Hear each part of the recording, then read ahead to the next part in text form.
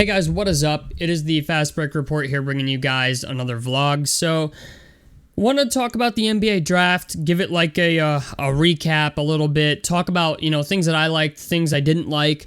There's really only like one team that I think had like a very shitty draft, and I think everybody else actually did pretty well. But I wanted to give it a bit of a recap, okay? I wanted to talk about it and some things I liked, some things I didn't like. But we obviously have to start off with the Pacers because I'm a Pacers fan, and I know that's what you guys are primarily here for. So I live streamed the draft for 3 hours, okay? I did it. I started the live stream about 30 minutes before the draft started. I talked about all the trades. So if you're wondering what I think about like the Marcus Smart trade, the Porzingis trade, the Jordan Poole trade, which I actually called, which is pretty crazy. That is in the live stream. It's like in the very start of the live stream, I talk about all that. And it was fun to interact with you guys too. Like, it was fun to talk to you guys, talk about the picks, get your opinions and stuff like that. It was a lot of fun, actually. That's one thing I do every year. Like, I don't do a lot of live streams, but every year I tend to live stream the draft just to talk about it and, see get a feel for like the temperature in the room. You know what I'm saying? Especially for like the Pacers, like what you guys think, what I think, stuff like that. I think it's a lot of fun. Like, I had a great time on draft night. I'm just gonna call it like that. That was easily probably the best live stream I've done since I started the channel. And like, yeah, I think I only had at most at one time like eight people watching, but like the interaction was just a lot of fun. So if you guys came out to that, thank you. It was a lot of fun. But let's go ahead and get into it. So I think we all had like a mini heart attack at number 7, right? Like, as a Pacers fan, I think we all were like, who the fuck is Bilal Coulibaly? Like, I knew immediately because I checked Twitter and checked like Sham's Twitter account that they were trading the pick to Washington, which is the team behind us. But immediately a lot of Pacers fans were like, what the fuck? Like, I don't even think he worked out for the Pacers. So the idea that we took him was kind of like, okay, what the fuck are we doing? Like, we passed on Jarace Walker and Taylor Hendricks and Cam Whitmore to draft Bilal Coulibaly, a fucking point guard that we don't need, right? So then it came out that we actually traded Bilal Coulibaly to the Washington Wizards for 2 second-round picks, a 2028 second-round pick from the Suns and a 2028 second-round pick from the Washington Wizards. So we got 2 second-rounders out of it, and we got Jarace Walker because the Wizards drafted Jarace Walker and then traded him to us for Bilal Coulibaly, which, since we're on the Wizards, I might as well get it out of the way early. They had, like, the worst fucking draft out of every team, okay?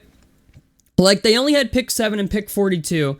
They took Tristan Vucevic out of Serbia, who's probably not going to play for them. But then they traded us Jarace Walker and 2 second-round picks for Bilal Coulibaly, who 6 months ago wasn't even a 2023 draft prospect, okay? Like, not to say that the guy is bad, but it's just the idea, like, excuse me. The point is, like, 6 months ago, this guy wasn't even on draft boards. So, I'm really, like, kind of shocked that the Wizards liked him so much that they were like, hey, we'll trade you 2 second-round picks and Jarace Walker for this guy from France. I get that he played with Victor Wembanyama, but, like, to me, it just seems like the Wizards had the worst draft out of any fucking team. Like, Utah had a questionable draft, and some draft experts will even give them a worse grade than the Washington Wizards, which I really don't believe. They got Keontae George, who I get is a giant question mark, but they did get Taylor Hendricks, and I wanted the Pacers to get Taylor Hendricks because I think Taylor Hendricks has way more upside than Jarace Walker. He's a solid defender, decent 3-and-D guy. That's what we need, our 3-and-D guys. I get why we took Jarace Walker. It's just 2 to 3 years down the road from now. I feel like we're going to be looking at Taylor Hendricks like how we had Paul George. Like, to me, Taylor Hendricks reminds me of Paul George. Like, just he's better defensively, I think, than Paul George as far as blocking shots at the rim. Taylor Hendricks can actually defend big men. And that was like the main reason I wanted him. But it's going to be what it's going to be. I'm happy with Jarace Walker. Like, I would have been happy with Cam Whitmore, Jarace Walker, or Taylor Hendricks. So it's not the end of the world, but I was really pulling for Hendricks. So yeah, we get a mini heart attack there at 7. Then at 26, we have G.G. Jackson still on the board, Leonard Miller still on the board, and Cam Whitmore finally got taken at 20, which Cam Whitmore fell down the draft board because he didn't interview well with teams and had horrible fucking workouts from what I've heard. But still an A+ for the Rockets because they got Amen Thompson and they got fucking Cam Whitmore. So, and like, honestly, I don't put a lot of stock in like the way that they work these rookies out to determine if they can play well or not. Like, we saw what Cam Whitmore could do in college, okay? Like, he's going to do that on the NBA level to some extent. Like, he's honestly probably going to be like easily the steal of the draft this year. Like, to me, it seems like he fell way too far. Like, I get the teams don't like guys that don't interview well. And like, to me, I kind of knew Houston was going to take him because I was like, Houston has a whole fucked up situation going on anyway. Who gives a fuck if the guy, like, can't interview well or worked out bad? Like, people have bad days. You have nerves going on. You know what I'm saying? Like, just the idea. I think Cam Whitmore could be better than we think for Houston next to Amen Thompson. So they easily get an A+. Like, Houston gets an A+ in this draft. But anyway, back on topic. Now that we get to the 26th pick, we take this dude Ben Shepherd out of fucking Belmont. And I'm like, bro, Leonard Miller's on the board. G.G. Jackson is still on the board. Like, G.G. Jackson ended up going in like the mid 40s, like 45th overall, I think. But it's just the idea. It's like a lot of us were like, who the fuck is this dude out of Belmont? Turns out he's a decent 3-and-D player. Apparently, he impressed a lot of teams at the Combine in the 5-on-5 workout. Apparently, he scored like 25 points, had like 4 rebounds, 3 assists, and shot 8 of 10 from the field. So, a lot of teams were intrigued by that. I also feel like part of the reason they drafted Ben Shepherd was to draft a replacement for Buddy Hield, because I feel like Buddy Hield's getting traded. You know, Ben Shepherd shot like 41% from 3 in college. So I feel like that's their replacement for Buddy Hield. I think Ben Shepherd's a better defender. I feel like Chris Duarte could get traded. TJ McConnell could get traded. Buddy Hield, I think, is most definitely getting fucking traded because he's on an expiring deal. And I feel like we got to strike while the iron's hot. Like, this offseason is probably the time to trade Buddy Hield. This is where his trade value is probably the highest. Rather than risk going into next season and Buddy Hield potentially playing like shit. Like, I feel like they're going to trade him this offseason. So that was my feeling with Ben Shepherd. I know a lot of people wanted Trace Jackson Davis out of Indiana University at center, but it later came out that he didn't even want to go to the Pacers, and we were already 4 men deep at the center position. So that's why he didn't come. That's why we didn't draft him. So if people were wondering about that. One team, like, that's just my recap on the Pacers. We're like 8 minutes in already, but to me, like, the Pacers had an okay draft. They just didn't draft the guys that I thought they were going to draft or even wanted them to draft. Like, it was okay. It didn't go the way I really wanted it to. So, you know what? I'm still happy with it. It's just, I thought the draft could have been better, especially when we're trading away the 29th and 32nd pick to teams for, like, fucking nothing, it seems. It seems like we're helping other teams out rather than, you know, helping ourselves out. So, you know, granted, yeah, we did get the OKC pick out of the Denver trade, but the OKC pick, it's like OKC is going to be a play-in team next year, I think. So it's like that pick is going to be maybe late teens, early 20s, like anywhere. Actually, not even that. Like, it's probably going to be like early. I'd say late teens to mid 20s. Like, that's where I think that pick could end up. So it's not the end of the world. It's just, I don't really know if it was worth doing it. You know what I'm saying? So there's that. Especially when you got a lot of guys on your roster who just aren't playing well. You know what I'm saying? You could bring in another rookie. You know, they could have brought in 3 first-rounders and 2 two-way contract players and then got rid of a guy. Jalen Smith played like shit last year. Duarte played like shit last year. TJ McConnell, I get people want to keep him, but Andrew Nembhard played better than he did last year, so he's a guy that's expendable. Like, we got a lot of guys on our roster that's expendable to just be throwing away draft picks. You know what I'm saying? That's my ideology on the whole thing. So, another team I'd like to talk about is the Dallas Mavericks. The Dallas Mavericks only had 1 pick in this draft. Actually, no, they had 2 picks. But they actually had like a solid draft. Like the way that they executed their draft, I think was really, really good. So they ended up with the 10th pick, and then they traded the 10th pick to Oklahoma City. And obviously they selected Cason Wallace, and Cason Wallace got traded to the Oklahoma City Thunder for the 12th pick, and they also shipped out Davis Bertans. And if you're a Mavericks fan, like, you had probably one of the better drafts out of a lot of the teams here, because you got off the Davis Bertans contract, which was really hurting your ability to sign free agents and bring guys in. But not only did you get not only did you get rid of Davis Bertans, but you got what you needed at center. You drafted Derek Lively, and Derek Lively is a guy who can shoot. He can shoot threes. He can bang down low. Like, the Mavericks have been looking for a center for a very long fucking time, and they finally got it in this draft. And Derek Lively, I think, has the ability to be very, very good. With the 24th pick, they also got Oliver Maxine Prosper out of Marquette, who's a forward. He's pretty good. So, like, Dallas made the right moves here, because getting rid of Davis Bertans allows you to bring Kyrie Irving back. And we all know Kyrie Irving's probably going to want a max contract. But the good news is, even if he doesn't come back, right? Like, even if Kyrie Irving decides, fuck the Mavericks, I'm going to play with LeBron in Los Angeles for nothing, like the vet minimum, or an MLE contract where he gets paid like $7 million, like, Kyrie, this freed up so much cap space for Dallas that it's fucking unreal. Like, the Davis Bertans contract is one of the worst contracts in the NBA, and you gave it to OKC. And you got Derek Lively. Yes, it cost you Cason Wallace, but you didn't even want Cason Wallace.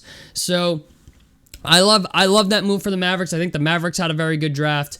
Another team that actually had a really, really good draft is, to me anyway, I think it's better than it gets rated, is the Charlotte Hornets. The Charlotte Hornets got Brandon Miller. They got Nick Smith Jr. as well. Like, they had a decent draft. They got James Naji out of Nigeria, who's a hell of a center. Like, James Naji out of Nigeria is like, he plays bully ball, man. Like, they had pick number 2 where they took Brandon Miller, pick 27 where they took Nick Smith Jr., pick 31 where they took James Naji, and pick 41 where they took Amari Bailey out of UCLA.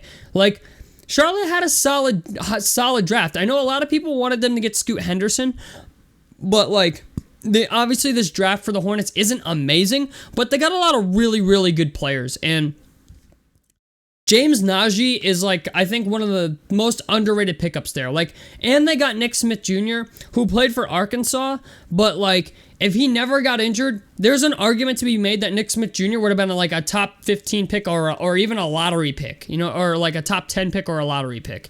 So I love that for the Hornets. They got a dude who could have went in the fucking lottery had he been healthy at 27. So that's what I like about that. The Nets didn't have a great draft either. I mean, they got Noah Clowney, Dariq Whitehead, and Jalen Wilson. Okay. They're okay, but they're not great. The Hawks got Kobe Buffkin, Seth Lundy, and Muhammad Guy, if I said that correctly, out of Washington State. You know, they had an okay draft as well too. Not anything like to call home about, but it was good.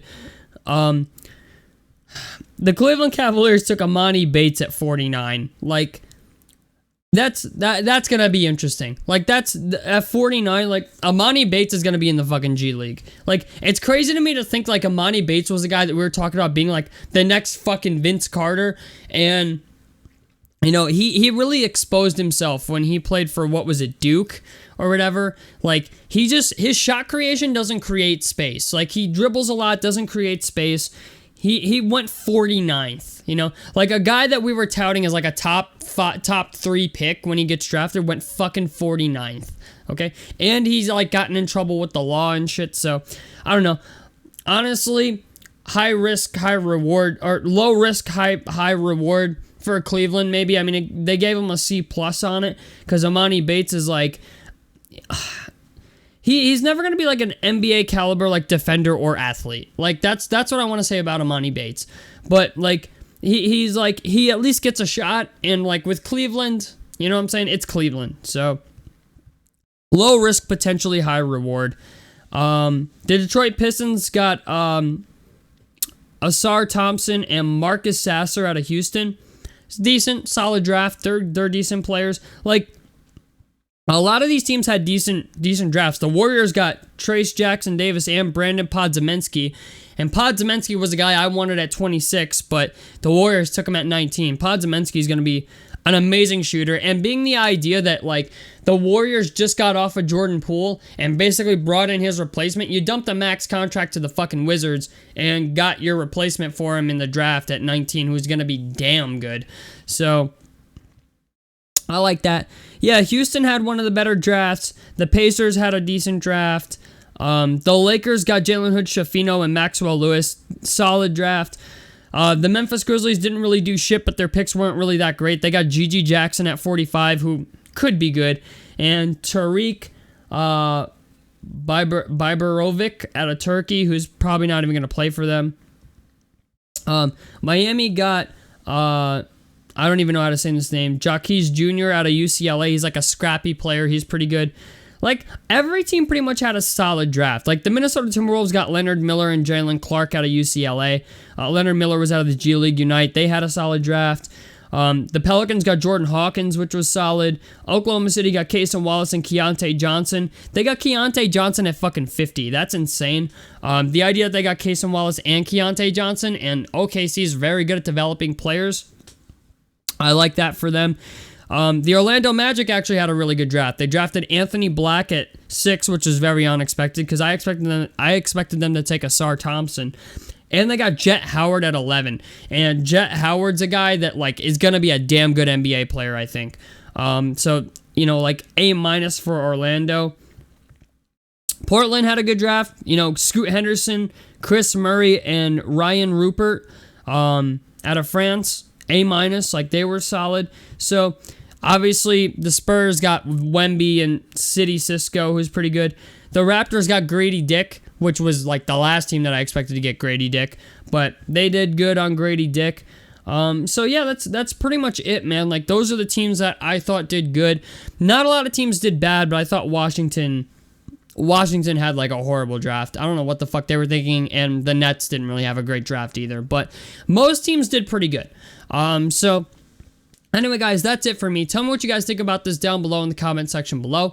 Like helps me out. Subscribe if you guys want to see more on the Fast Break Report. And I'm out of this motherfucker. Peace, guys.